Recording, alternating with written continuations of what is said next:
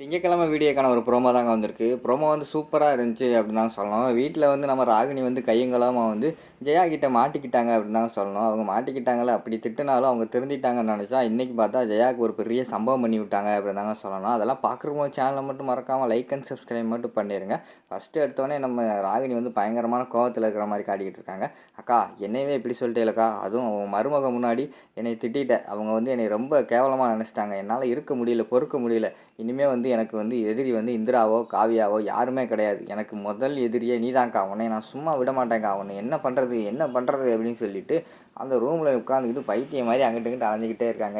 அக்காவை ஏதாவது செஞ்சாகணும் அப்படின்னு சொல்லிட்டு பயங்கரமான கோவத்தில் அங்கிட்டு இங்கிட்டு சுற்றிக்கிட்டு இருக்காங்க. அப்போ தான் அவங்க கண்ணில் வந்து ஒரு பாட்டில் சிக்குது. அந்த பாட்டில் என்னென்னு பார்த்துக்கிட்டோம்னா, இதுக்கு முன்னாடி வந்து இந்த வெற்றி ஹேமாக்கெல்லாம் வந்து ஏசியை போட்டால் மூச்சு திணற மாதிரி அவங்களோட கட்டிலுக்கடியில் போய் ஒரு ஒரு பாட்டில் மாதிரி வச்சாங்கல்ல, அதுலேருந்து கேஸ் எல்லாம் லீக் ஆகும்ல, அந்த பாட்டில் வந்து அவங்க கண்ணில் சிக்குது.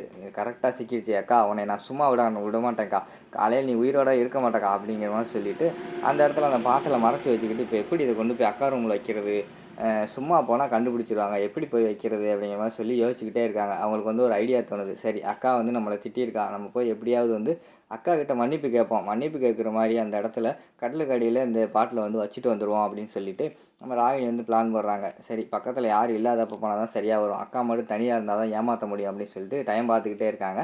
அந்த நேரத்தில் வந்து நம்ம இவங்க இருக்காங்கல்ல, ஜெயா மட்டும் ரூமில் தனியாக இருக்கிறது வந்து அவங்களுக்கு தெரியுது. சரி, இதுதான் சரியான நேரம், போய் அக்கா கிட்ட மன்னிப்பு கேட்குற மாதிரி உள்ளே போய் இந்த பாட்டில் வச்சிட வேண்டியதான் அப்படின்னு சொல்லிட்டு உள்ளே போகிறாங்க. உள்ளே போனவொடனே நம்ம ஜெயா வந்து பார்த்துட்டு, நீ எதுக்கு இங்கே வந்த, உன் மேலே நான் பயங்கரமான கோவத்தில் இருக்கேன், தயவுசெய்து என்னை தனியாக இருக்க விடு அப்படிங்கிற மாதிரி சொல்கிறாங்க.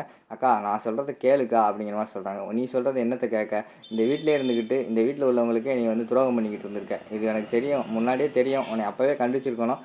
ஆனால் இப்போ வந்து உன்னை கண்டிச்சதுனால நான் வந்து உன்னை மன்னிச்சிட்டே நினைக்காத, பயங்கரமான கோவத்தில் இருக்கேன் உன் மேலே அப்படிங்கிற மாதிரி சொல்லிட்டு இருக்காங்க. அக்கா அதுக்கு தாங்க நான் மன்னிப்பு கேட்க வந்திருக்கேன், சாரிக்கா என்னை மன்னிச்சுக்கோக்கா அப்படிங்கிற மாதிரி சொல்லிகிட்டே இருக்காங்க.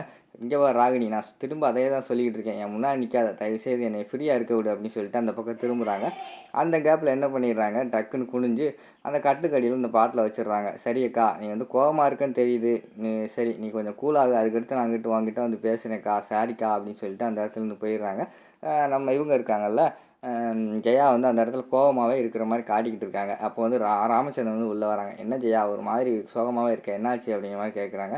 ஏங்க நான் வந்து 4 பையனை ஒன்று போல தாங்க வளர்த்தேன் அப்படிங்கிற மாதிரி சொல்கிறாங்க. இதில் என்ன சந்தேகம், 4 பையன் நல்லா தான் வளர்த்துருக்கேன், 4 பையங்களுக்கும் 4 கம்பெனி கொடுத்து பார்த்துக்கிற பொறுப்பையும் கொடுத்தாச்சு, இதுக்கு மேலே என்ன வேணும் அப்படிங்கிற மாதிரி சொல்கிறாங்க. இல்லைங்க என் மனசே சரியில்லை அப்படிங்கிற மாதிரி வந்து ஜெயா சொல்கிறாங்க. அப்படியா, அது எதனால் இருக்கும் தெரியுமா, உன் தங்கச்சி இப்படி பண்ணிட்டால அதை நினச்சி தான் நீ ஃபீல் பண்ணிக்கிட்டு இருக்க, நம்ம கூட இருந்துட்டு நம்ம குடும்பத்திலே இருந்துட்டு நமக்கே துரோகம் பண்ணிட்டால அதை நினச்சி தான் நீ ஃபீல் பண்ணிக்கிட்டு இருக்கேன்னு எனக்கு நல்லாவே தெரியுது. நீ ஒன்றும் கவலைப்படாத, அவள் தான் இப்போ திருந்திட்டேன்னு சொல்லிட்டால, இனிமேல் அது நல்லா தான் இருக்கும், நீ தயவுசெய்து வந்து எதுவுமே நினைக்காத, நல்லா படுத்து தூங்கு, உன் மனசு சரியாயிடும் அப்படிங்கிற மாதிரி சொல்கிறாங்க.